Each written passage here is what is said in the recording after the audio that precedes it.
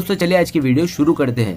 दोस्तों वीडियो शुरू करने से पहले मैं आपको एक बात बता दूं कि आपने अभी तक हमारे इस चैनल को सब्सक्राइब नहीं किया हो तो नीचे पर आपको ग्रीन बटन में सब्सक्राइब करके लिखा रहा होगा, इसके ऊपर क्लिक कर लीजिए और साइड में नोटिफिकेशन बेल भी आएगा, उसको भी क्लिक कर लें ताकि आपको मिल सके हमारे अगले वीडियो की नोटिफिकेशन सबसे पहले और आप कुछ नया नया सीख सके।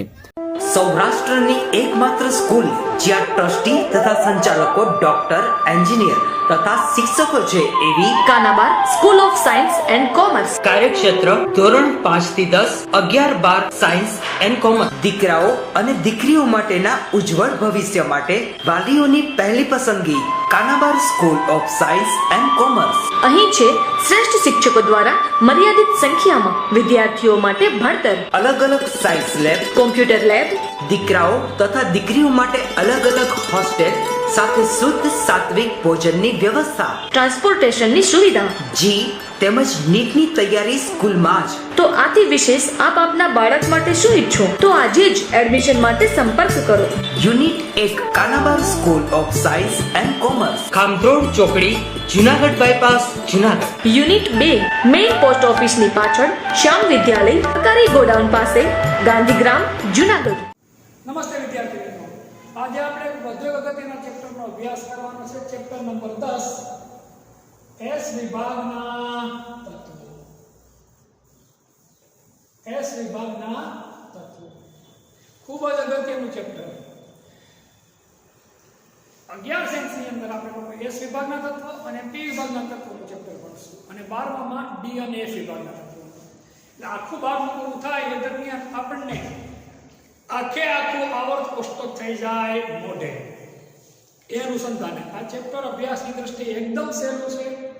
તમને લોકોને આપણે પહેલા સેમમાં અભ્યાસ કર્યો ત્રીજું ચેપ્ટર તમને લોકોને આવડતું હોય તો આ ચેપ્ટરની મોટા ભાગની માહિતી તમને આવડી જાય. આપણે જેટલો અભ્યાસ કરવાનો છે એની 70 થી 75% માહિતી આપણે લોકો અગાઉ ભણી ગયા, એ જ બેઠી માહિતી છે. ત્રીજા ચેપ્ટરમાં આપણે ભણી છે એ જ માહિતી આપણે અહીંયા ભણવાની થશે. એકદમ સહેલું ચેપ્ટર છે. જોયાનો અભ્યાસ આપણે ચાલુ કરીએ. તો ભાઈ એસ વિભાગના તત્વો કોને કહેવાય? તો પહેલા તેની વ્યાખ્યા લખવી પડે કે ભાઈ જે તત્વોની બાહ્યતમ કક્ષાનો ઇલેક્ટ્રોન અથવા તો જે તત્વનો છેલ્લો ઇલેક્ટ્રોન એમ લખો તમે, જે તત્વનો છેલ્લો ઇલેક્ટ્રોન એસ કક્ષકમાં દાખલ થાય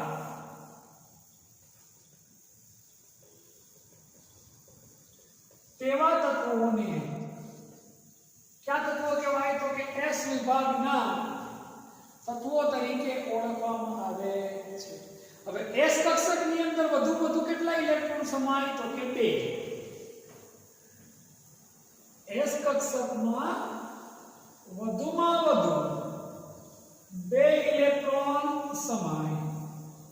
વધુમાં વધુ કેટલા ઇલેક્ટ્રોન સમાય? તો કે ભાઈ 2 ઇલેક્ટ્રોન સમાય.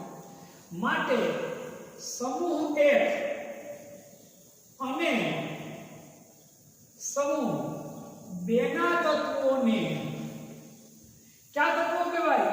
એસ વિભાગના તત્વો તરીકે ઓળખવામાં આવે છે. અગાઉ આપણે આ વસ્તુ ભણી ગયેલા છે. એ જ વસ્તુ બેઠી કે સમૂહ 1 અને સમૂહ 2 ના તત્વોને એસ વિભાગના તત્વો તરીકે ઓળખવામાં આવે છે.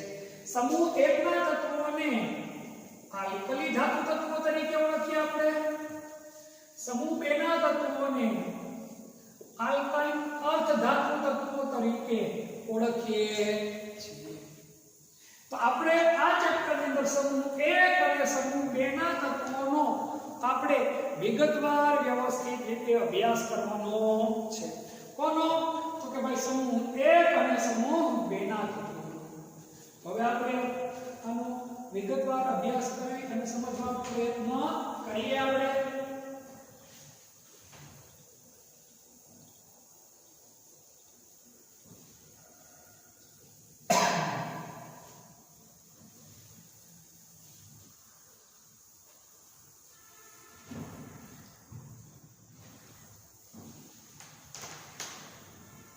સમૂહ 1 ના તત્વો.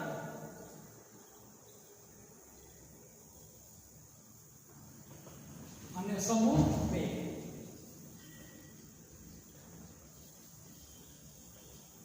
સમૂહ 1 ના તત્વોને કયા તત્વો કહેવાય? તો કે ભાઈ આલ્કલી ધાતુ તત્વો.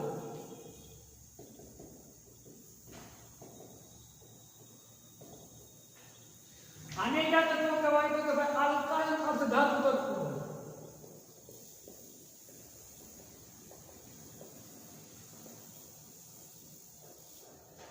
હવે આને આલ્કલી ધાતુ તત્વો શું કામ કહેવાય? ખરેખર અત્યાર સુધી આપણે સમૂહ 1 જ ભણવાનું છે, સમૂહ 2 આગળ ભણવાની જરૂર નથી, પણ એક બે જગ્યા પર એની માહિતી આપણે કામ લાગે છે એટલા માટે મેં અહીં લખ્યું છે. સમૂહ 1 ના તત્વોને આલ્કલી ધાતુ તત્વો શું કામ કહેવાય? કારણ કે સમૂહ 1 ના તત્વો છે એના હાઇડ્રોક્સાઇડ્સ કેવા હોય? તો કે પ્રબળ બેઝિક. કેવા હોય? પ્રબળ બેઝિક એટલે કે આલ્કલી હોય છે, માટે આને આલ્કલી ધાતુ તત્વો તરીકે ઓળખવામાં આવે છે. આ તત્વોના હાઇડ્રોક્સાઇડ કે ઓક્સાઇડ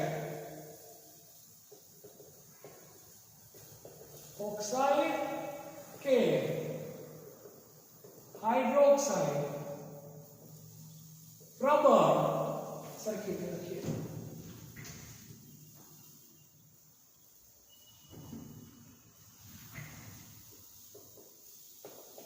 હાઇડ્રોક્સાઇડ પ્રબળ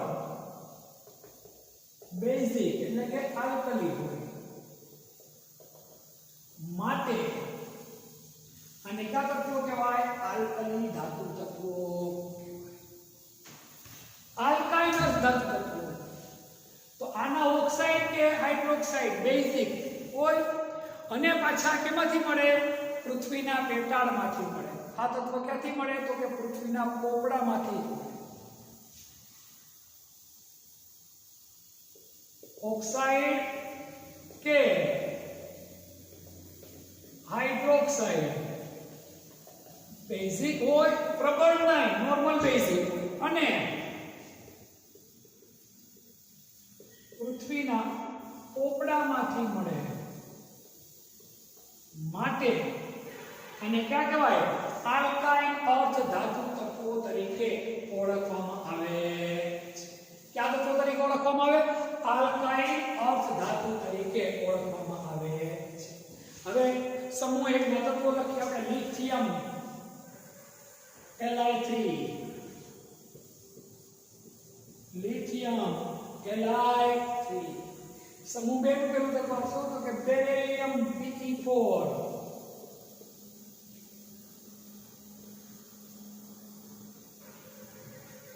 આમાં છે sodium Na11, potassium K90, rubidium Rb37, rubidium Rb37, caesium CS तो के भाई 55, फ्रांसियम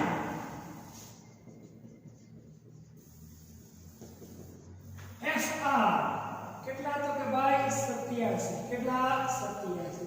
આ થયા સમૂહ 1 ના તત્વો. કોના તત્વો થયા? સમૂહ 1 ના તત્વો. હવે સમૂહ 2 માં જોઈએ. આના પછીના નંબરનું તત્વ હોય સોડિયમ પછીનો છે તો કે ભાઈ મેગ્નેશિયમ Mg12. પોટેશિયમ પછીનો છે તો કે ભાઈ કેલ્શિયમ Ca20. રૂબિડિયમ પછીનો આવશે તો કે ભાઈ સ્ટ્રોન્શિયમ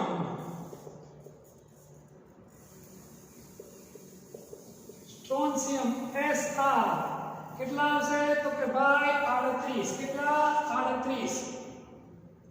સીઝિયમ પછી કયો છે? તો કે ભાઈ બેરિયમ Ba. 55 ને બદલે કેટલું થશે?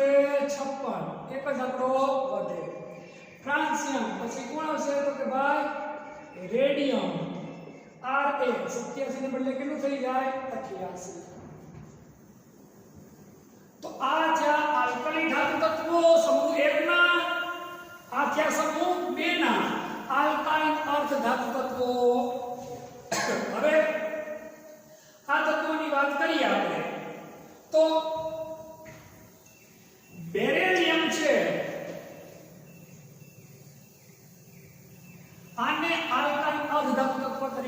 કરવામાં આવતું નથી.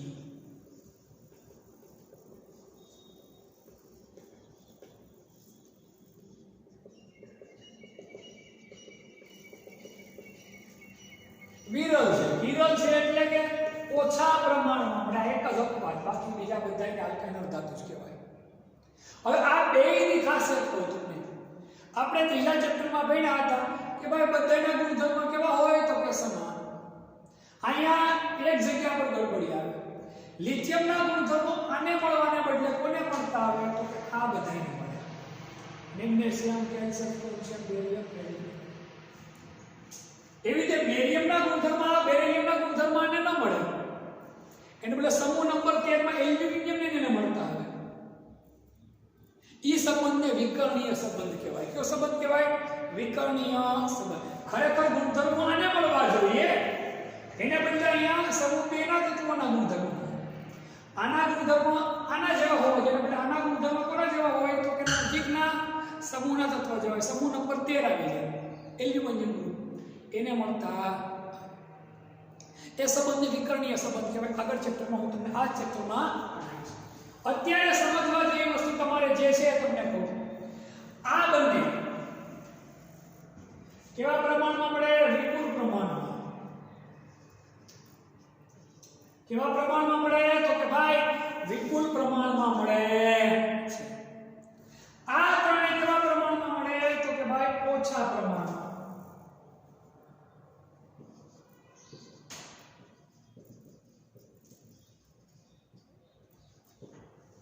ફ્રાન્સિયમ અતિ ઓછા પ્રમાણમાં મળે.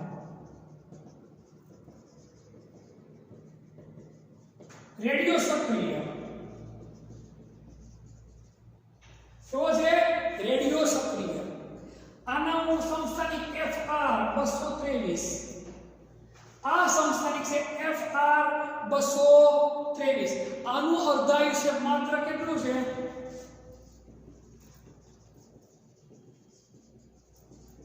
21 મિનિટ છે. આ ખાસ યાદ રાખજો વસ્તુ. કેટલું છે? 21 મિનિટ. કેટલું છે? 21 મિનિટ આનું અર્ધ આયુષ્ય છે. એવી જ રીતે અહીંયા વાત કરીએ આપણે સમૂહ 2 માં. સમૂહ 2 માં કેલ્શિયમ અને મેગ્નેશિયમ એવા છે જે પૃથ્વીના પોપડામાંથી પુષ્કળ પ્રમાણમાં મળે, વિપુલ પ્રમાણમાં મળે. આ તો પૃથ્વીના પોપડામાં 5મા નંબર ઉપર, અને આ કેટલામા નંબર ઉપર મળે તો કે ભાઈ 6થા નંબરનું. કેટલામા નંબરનું તો કે ભાઈ 6થામાં નંબરનું તત્વ છે. આ બે છે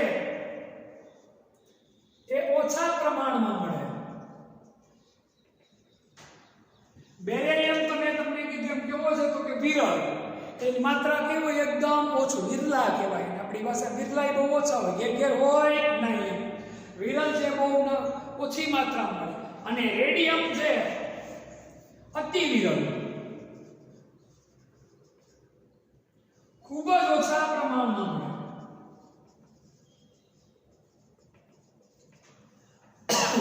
અગ્નિકૃત ખડકોમાં, કેવા ખડકોની અંદર તો કે ભાઈ અગ્નિકૃત ખડકોની અંદર આનું પ્રમાણ અગ્નિકૃત ખડકોમાં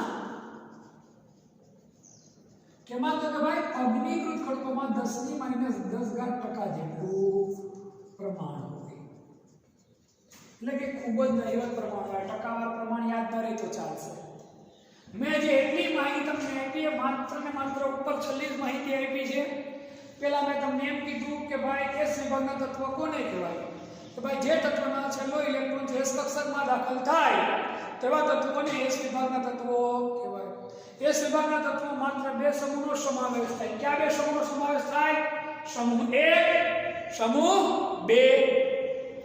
સમૂહ 1 ના તત્વોને આપણે કયા તત્વોના નામે ઓળખીએ તો કે ભાઈ આલ્કલી ધાતુ તત્વોના નામે ઓળખીએ છીએ. આલ્કલી ધાતુ તત્વ એવું શું કામ નામ પડ્યું? કારણ કે ભાઈ એના જે હાઇડ્રોક્સાઇડ હોય કેવા હોય? પ્રબળ બેઝિક હોય. માટે સમૂહ 2 ના તત્વોને કયા તત્વો કહેવાય તો કે આલ્કાઇન અર્ધ ધાતુ તત્વો તરીકે ઓળખવામાં આવે છે. શું કામ? કારણ કે એના ઓક્સાઇડ હાઇડ્રોક્સાઇડ બેઝિક હોય પ્લસ આ તત્વો ક્યાંથી મળે? પૃથ્વીના ઉપડામાંથી. માત્ર બેરિલિયમ એક એવું છે કે જેને આલ્કાઇન ધાતુ તત્વ ગણવામાં આવતો નથી. બાકી બધાને આલ્કાઇન ધાતુ તત્વ કહેવાય. સમૂહ 1 માં આવતા તત્વોના નામ જોઈએ. Lithium, sodium, potassium, rubidium, caesium, francium. Lithium ની સંખ્યા Li, સોડિયમ ની Na, પોટેશિયમ ની K, રુબિડિયમ ની Rb, સીઝિયમ ની Cs અને ફ્રાન્સિયમ ની Fr. સમૂહ 2 ના તત્વોની વાત કરીએ. Beryllium B, magnesium Mg, calcium Ca, સ્ટ્રોન્શિયમ Sr, barium Ba, radium Ra. તો આ બે તમને તત્વોના નામ લીધા. હવે આની થોડી માહિતી આપી દઉં. બીજી સોડિયમ અને પોટેશિયમ વિપુલ પ્રમાણમાં મળે. રુબિડિયમ, સીઝિયમ, લિથિયમ કેવા પ્રમાણમાં મળે? ઓછા પ્રમાણમાં મળે. ફ્રાન્સિયમ અતિ ઓછા પ્રમાણમાં મળે ને કેવું છે? Radio active. એનો એક સમસ્થાનિક છે Fr 223. એનો અર્થ છે માત્ર કેટલી મિનિટનું છે? 21 મિનિટનું જ. આવી જ રીતે મેગ્નેશિયમ અને કેલ્શિયમ પૃથ્વીમાંથી કેવા પ્રમાણમાં મળે? વિપુલ માત્રામાં મળે. કેલ્શિયમ 5મા નંબરે, મેગ્નેશિયમ 6મા નંબરે. સ્ટ્રોન્શિયમ, બેરિયમ ઓછા પ્રમાણમાં મળે. બેરિલિયમ એથી પણ ઓછા પ્રમાણમાં મળે એટલે વિરલ છે. અને અતિ વિરલ છે કોણ? રેડિયમ. એ ખૂબ જ ઓછા પ્રમાણમાં મળે. અગ્નિકૃત સ્વરૂપમાંથી માત્ર 10-10% જેટલું શું છે તો કેનું પ્રમાણ હોય. તો આ કે આ બધા તત્વોની વાત. એમાં 4 છે. આ બે અને આ બે. આ જીવંત દ્રવ્ય સ્વરૂપે આપણા શરીરમાં જૈવ દ્રવ તરીકે ઉપયોગી છે. માનવ સહિતના, માનવ હોય વનસ્પતિ સહિતના તમામે તમામ જીવંત સજીવો માટે આ 4 તત્વો વધારે પડતા ઉપયોગી છે. જૈવ દ્રવ તરીકે આ 4 તત્વો ઉપયોગી છે. આ થઈ આની નોર્મલ માહિતી. હવે આપણે આની ઇલેક્ટ્રોન રચના ભણવાની થાય. સમૂહ 1 ની, સમૂહ 1 ની, સમૂહ 2 ની, બેની ઇલેક્ટ્રોન આપણે ભેગી જ ભણશું કારણ કે કાંઈ વધુ ફેર કરવાનો નથી. ઓલામાં S કક્ષકમાં 1 ઇલેક્ટ્રોન આવે ને અહીંયા S કક્ષકમાં કેટલા ઇલેક્ટ્રોન થઈ જાય? 2. બેની ભેગી ઇલેક્ટ્રોન ના ભણી. અને મારી દ્રષ્ટિએ તમને મારી ઇલેક્ટ્રોનના ભણાવવાની આઈડિયલી જરૂર પણ નથી કારણ કે આપણે લોકોને 1 થી 118 તત્વોની ઇલેક્ટ્રોન લગભગ બધાને તમને બધાને આવડે જ છે. એ જ વસ્તુ હવે આપણે ઇલેક્ટ્રોનના ભણવાનો પ્રયત્ન અને સમજવાનો પ્રયત્ન કરીએ.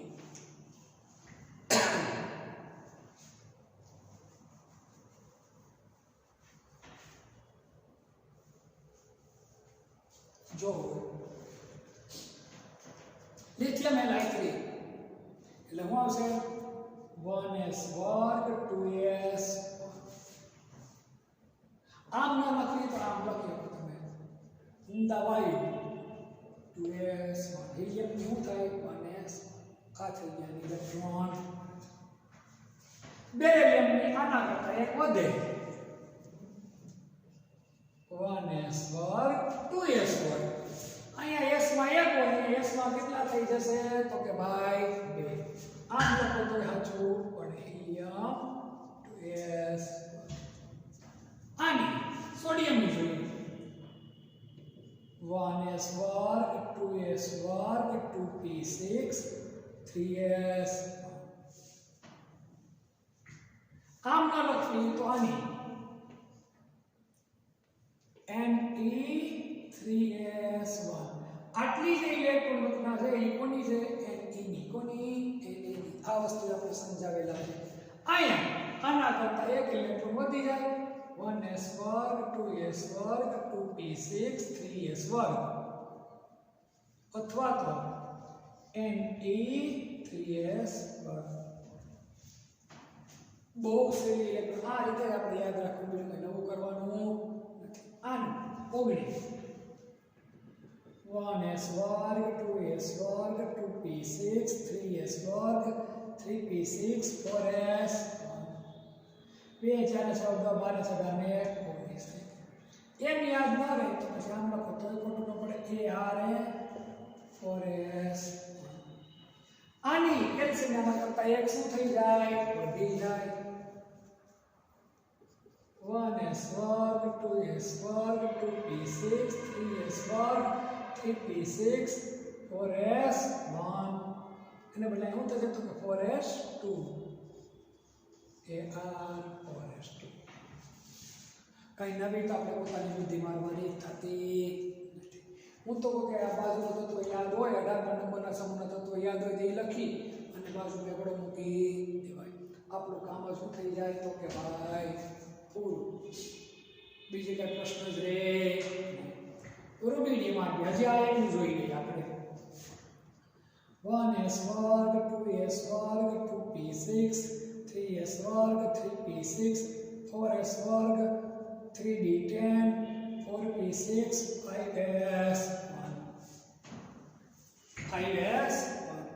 જો 2 ને 2 4 ને 6 10 ને 12 ને 6 18 ને 20 ને 10 30 3d10 36 ને 1 37 થઈ ગયા. આને બદલે ક્રિપ્ટોન KR 5s લખો ખોટું પડશે. અહીંયા સેમ આ જ વસ્તુ બધી 1s વર્ગ 2s વર્ગ 2p6 3s વર્ગ 3p6 4s વર્ગ 3d10 4p6 5s વર્ગ અથવા તો હું KR 5s2 વાત થઈ ગઈ. લાંબુ લચકદાર આપણે જવાની જરૂર રહેતી નથી. અહીંયા આવી કે XP 6s અહીંયા RM 7s અહીંયા XT 6s और અહીંયા RM 7s વાત થઈ ગઈ. મેં આ બંને ભેદ એટલા માટે લખ્યું કે આની નાની આ બંનેની ઇલેક્ટ્રોન માત્ર ફરક ક્યાં પડશે. અહીંયા એકડો આવે સમૂહ બેના તત્વો માટે અહીંયા બધામાં શું આવી જશે બગડો આવી જાય. એટલે મેં બંનેની ઇલેક્ટ્રોનના ભેગી લખાઈ. અને બીજું કે તમને આ ગુજરાત ચેપ્ટરમાં ભણી ગયા એટલે આ બધી વસ્તુ આપણને લગભગ માન ત્યાં સુધી આવડતી હોવી જોઈએ. તો બહુ જ સહેલી આની શું છે તો કે ભાઈ ઇલેક્ટ્રોનના છે. હજી એકવાર વ્યવસ્થિત જોઈ લો. ઇલેક્ટ્રોનનો ક્રમ આપણે યાદ હોય એટલે બહુ સહેલું. લિથિયમની 1s વર્ગ 2s વર્ગ, બેરિલિયમની હોય તો 1s વર્ગ 2s વર્ગ,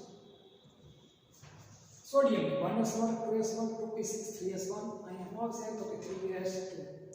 આમ ન લખવું હોય તો અહીંયા જે નિષ્ક્રિય વાળી 10મા નંબરનો તત્વ છે લખી નાખો એટલે પછી કેટલા બાકી રહ્યો એક પાસે. અહીંયા 10મા નંબરનો તત્વ બાકી રહ્યો કેટલા બાકી રહ્યા બે ઇલેક્ટ્રોન મૂકી. આ રીતે લખો તો કોઈ દિવસ તમારો જવાબ ખોટો પડે. બહુ સારી રીતે ઇલેક્ટ્રોન નાની આ સ્ક્રીનશોટ લઈ લો આ પોઈન્ટનો પણ. પછી આનું વધુ અગત્યના કેટલાક ગુણધર્મો અથવા માહિતીનો આપણે અભ્યાસ સ્ક્રીનશોટ આનો લઈ નાખો.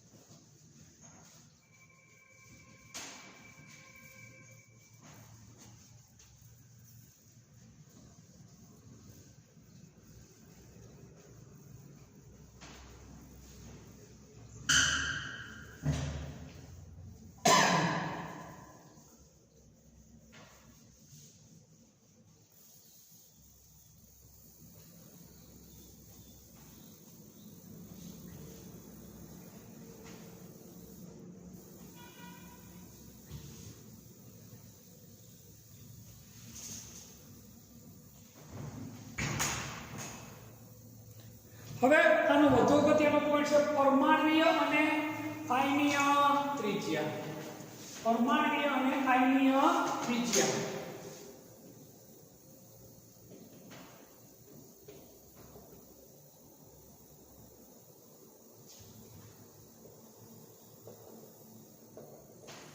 પરમાણ્વીય અને આયનીય ત્રિજ્યા.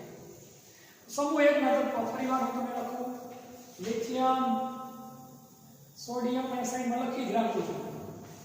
Lithium sodium, potassium, rubidium, caesium અને ફ્રેન્ચિયમ. ફ્રેન્ચિયમના ઉગમશો તો પણ ચાલશે, કારણ કે આ કોઈ સહેલાથી પ્રક્રિયા કરશે નહીં. સમૂહ નંબર 1 ના તત્વો છે.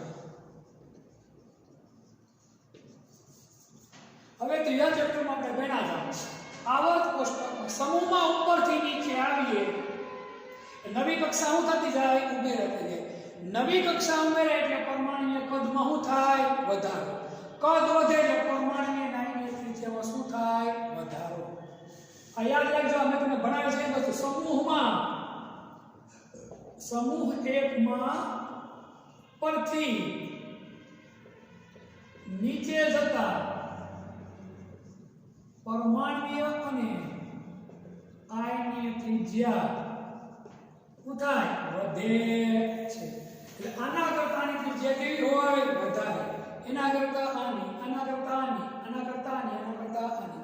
કારણ નવી કક્ષા શું થાય? ઉમેરાતી જાય. આવર્તમાં ડાબી બાજુ જમણી બાજુ જાય એટલે શું થાય? ઘટે. આ વસ્તુ જે આપણે ભણેલા છે એ જ વસ્તુ બેઠે બેઠી આવી. મેં તમને કીધું હતું પાઠની શરૂઆતમાં જ કે ભાઈ તમને લોકોને જો ત્રીજું ચેપ્ટર આવડતું હોય તો આ બધા ચેપ્ટર તમને એકદમ કેવા લાગશે?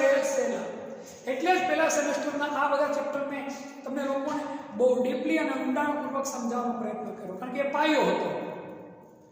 અને જો તમારો પાયો મજબૂત હોય તો આ વસ્તુ શીખવામાં તમને વાર લાગે જ નહીં. તમને અમસ્તી જ ખબર પડી જાય મોટા ભાગના ગુણધર્મોની કે ભાઈ આનું કદ વધે, ઉપર નીચે કદમાં શું થાય? વધારો. અને પરમાણુની આયનીય ત્રિજ્યા શું થાય? તો કે ભાઈ વધે. પછી વધુ એક અગત્યનો પોઈન્ટ છે આયનીકરણ એન્થાલ્પી.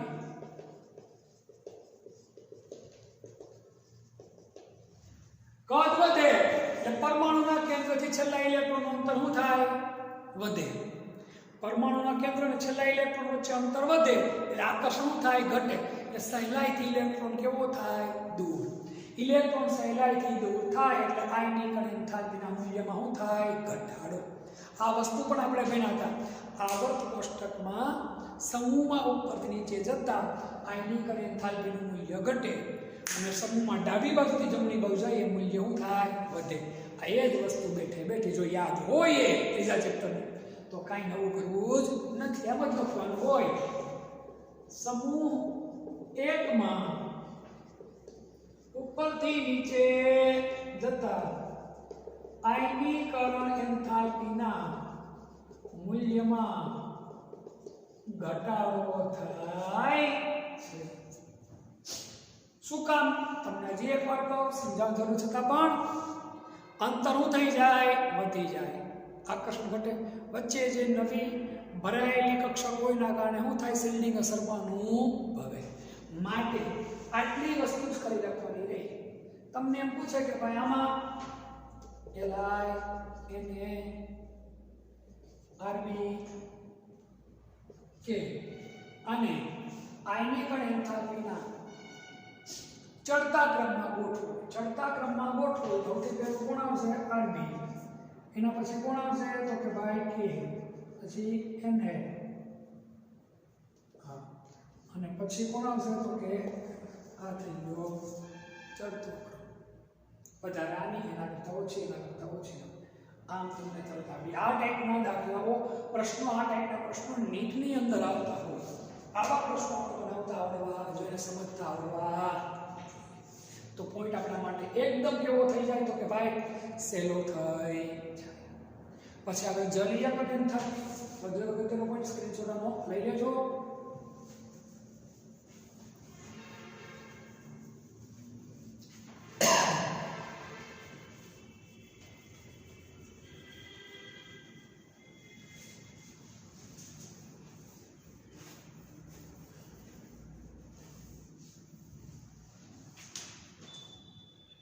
વધુ અગત્યનો પોઈન્ટ છે જલીયકરણ એન્થાલ્પી.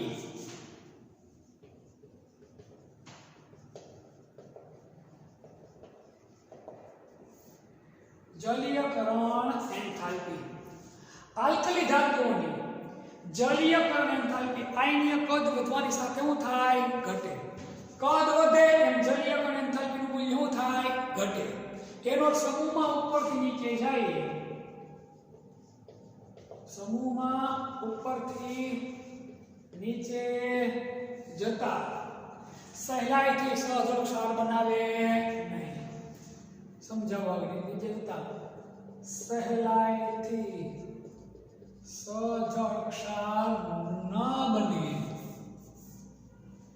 આલ્કલી ધાતુ તત્વોની અંદર ફરી વાત, આલ્કલી ધાતુ તત્વોના આયનોના આલ્કલી ધાતુ તત્વોના આયનોનું કદ વધતા જલીય કણ એન્થાલ્પીનું મૂલ્ય શું થાય? ઘટે છે. જલીય કણ એન્થાલ્પીનું મૂલ્ય ઘટે છે. એટલે Li પ્લસ નું મૂલ્ય વધારે, એના કરતા ઓછું એના પ્લસ નું, એના કરતા ઓછું K પ્લસ નું, એના કરતા ઓછું Rb પ્લસ નું ને એથી ઓછું Cs પ્લસ.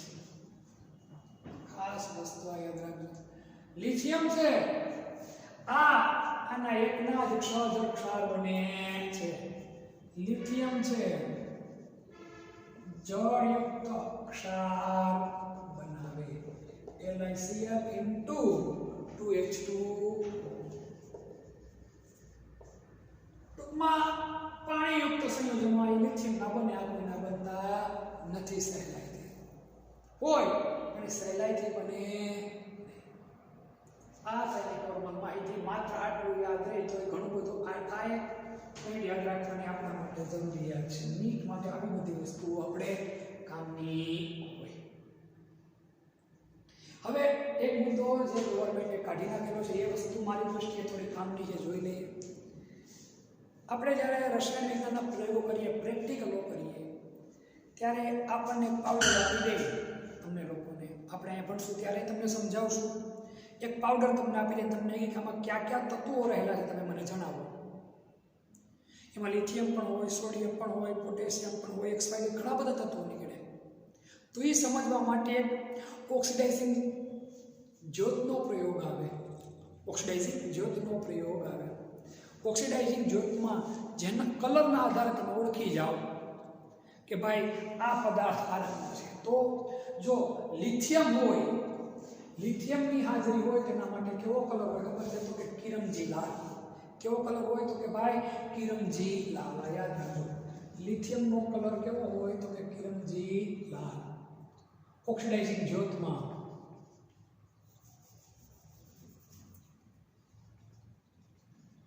ઓક્સિડાઇઝિંગ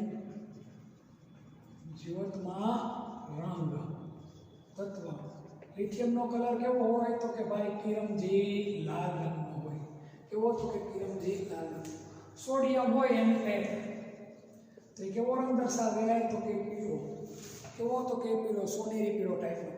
પોટેશિયમ કે હોય તો એ કેવો રંગ આપે? જાંબલી. કેવો રંગ આપે? તો કે જાંબલી. રૂબિડિયમ હોય Rb, તેનો કેવો હોય? તો કે લાલાશ પડતો જાંબલી અથવા લાલ જાંબલી જેને બોલાવવામાં આવે. સીઝિયમ હોય તો ઓક્સિડાઇઝિંગ જ્યોતમાં કેવો રંગ આપે? તો કે ભાઈ વાદળી રંગ આપે. કેવો રંગ આપે? વાદળી. આ ખાસ પોઈન્ટ આપણને આવડવો જોઈએ. આ અગત્યનું પોઈન્ટ માને પગલું એટલું જ. લિથિયમ હોય તો કેવો રંગ આપશે? કિરમજી. સોડિયમ હોય તો, પોટેશિયમ કેવું હોય તો જાંબલી. રૂબિડિયમ Rb હોય તો લાલ જાંબલી. CS હોય, સીઝિયમ હોય તો વાદળી. તમે ગૂગલમાં જઈ આ તત્વનું નામ અને એનું ઓક્સિડાઇઝિંગ જ્યોતનું નામ લખો તમે, અને મેં ઇમેજમાં જો તમને સ્પષ્ટ રંગ બધાના રંગ તમને જોવા. મારી દ્રષ્ટિએ આ પોઈન્ટ પણ આપણા બધા માટે કામનો અગત્યનો પોઈન્ટ છે. આ પોઈન્ટે ખાસ આપણને યાદ રહેવો જ જોઈએ. ભલે પરીક્ષામાં હું તમને નહીં પૂછીશ, વાત જુદી છે, પરીક્ષામાં આવશે નહીં, પણ આગળ ભવિષ્યમાં હું માનું ત્યાં સુધી આ વસ્તુ આપણે થોડી ઘણી કામની છે. જે કોઈ સાયન્સના વિદ્યાર્થીઓ છે એના માટે આ વસ્તુ અગત્યની વસ્તુ ગણું છું. એટલા માટે સ્ક્રીનશોટ આનો પણ લઈ લો ખાસ. પછી રાસાયણિક ગુણધર્મો તરફ આપણે લોકો આગળ વધીએ.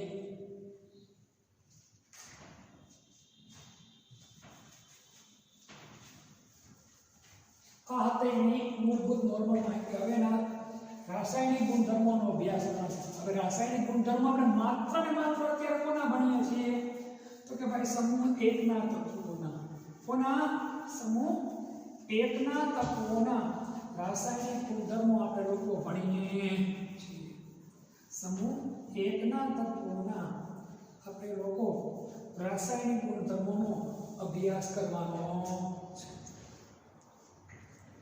સમૂહ 1 ના તત્વોના રાસાયણિક ગુણધર્મો આમાં પણ આપણે વધુ ઊંડાણપૂર્વક જશું નહીં બહુ શોર્ટકટમાં અને ટૂંકમાં આપણે લોકોને સમજવાનો પ્રયત્ન કરીએ પહેલો ગુણધર્મ છે કે હવા સાથેની પ્રક્રિયા કોની તો કે ભાઈ હવા સાથેની પ્રક્રિયા હવા એટલે કોની હારે પ્રક્રિયા કરવાની ઓક્સિજન કોની હારે ઓક્સિજન ખરેખર તો શબ્દ હું વાપરવો જોઈએ આપણે ઓક્સિજન સાથેની પ્રક્રિયા હવા સાથેની પ્રક્રિયા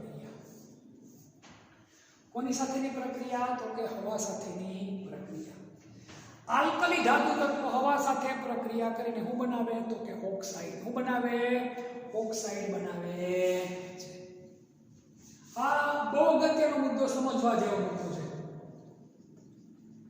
આલ્કલી ધાતુ તત્વો ઓક્સિજન સાથે પ્રક્રિયા કરી જુદા જુદા પ્રકારના ઓક્સાઇડ બનાવે છે હવે સમજો ખાસ લિથિયમની વાત કરીએ પહેલા કોની વાત કરીએ લિથિયમની ઓક્સિજન સાથે પ્રક્રિયા કરાવો તો Li2O આવું બનાવે તો કે ભાઈ લિથિયમ ઓક્સાઇડ આ નોર્મલ ઓક્સાઇડ બન્યો આ કેવો ઓક્સાઇડ બન્યો નોર્મલ સોડિયમ છે એ ઓક્સિજન સાથે પ્રક્રિયા કરીને શું બનાવશે sodium peroxide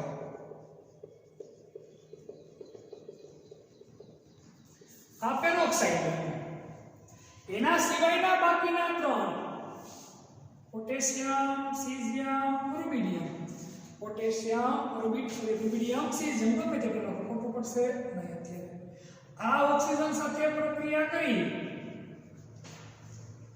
KO2 RbO2 CSO2 આ હું ત્યાં સુપર ઓક્સાઇડ શું બનાવે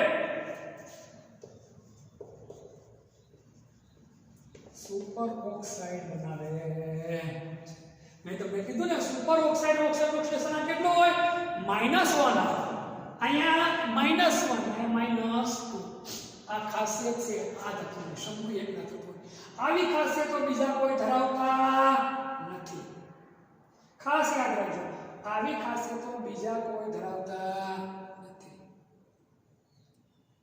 મગજમાં ખાસ ઉતારી લેજો હવે વધુ અગત્યની એમાં વાત કરીએ હવાની વાત કરીએ એટલે અમે નાઇટ્રોજન સાથે લિથિયમ એક માત્ર એવું તત્વ છે માત્ર એલાયડ લિથિયમ જ હવાના